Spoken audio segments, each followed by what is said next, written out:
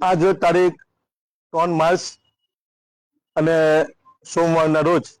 ભરૂચ તાલુકાના મોટા ટંકારિયા ગામ ખાતે એક પંખાની સામાન્ય બાબત બનેલી અને એ બાબતમાં બંને પક્ષ જ્યારે એક પક્ષના લોકો સામેવાળાને સમજાવવા ગયેલા કે આ વસ્તુ ખોટી છે, એક વ્યક્તિ દાદાગીરી કરતા, તે બાબતે સામે પક્ષના 2 છોકરાઓ છે જેઓ ટંકારિયા ગામમાં રહે છે અને પહેલા અમદાવાદમાં રહેતા હતા, જેમના નામને સરનામા તો બહુ એકચ્યુઅલી મને ખ્યાલ નથી નામ, પરંતુ એ લોકો એકદમ આવેશમાં આવી અને ટંકારિયા ગામના 2 છોકરાઓ, એક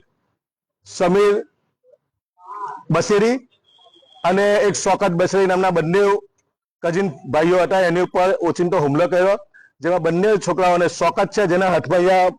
છરીઓ વાગે, 3 જગ્યાએ છરીઓ વાગેલી છે, જેમાં 15 જેટલા ટાંકા આવેલા છે, અને સમીર છે જેને પીઠના ભાગે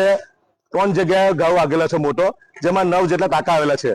આ ઘટના પાલેજ પોલીસ બાબતે અત્યારે અમને અહીંયા જાણવા મળ્યું. આ બાબતે અમે ઉચ્ચ કક્ષાના અધિકારીઓ, ભરૂચના એસપીસી મયુર ચાવડા સાહેબ,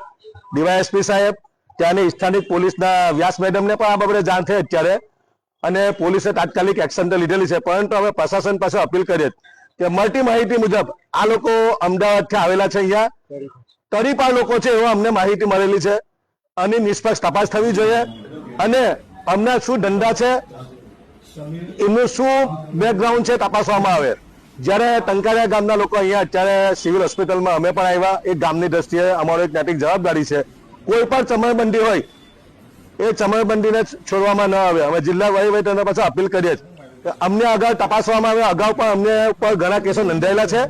અને અમદાવાદથી એ લોકો અહીંયા આવીને ટંકારિયા ગામે આવી ને એમના શું ધંધા છે એ આખા નેટવર્કની તપાસ થવી જોઈએ. અમને આશા છે ભરૂચ જિલ્લાના બાવસ એસપીસી મયુર ચાવડા સાહેબ આ બાબતે ન્યાયિક તપાસ કરશે,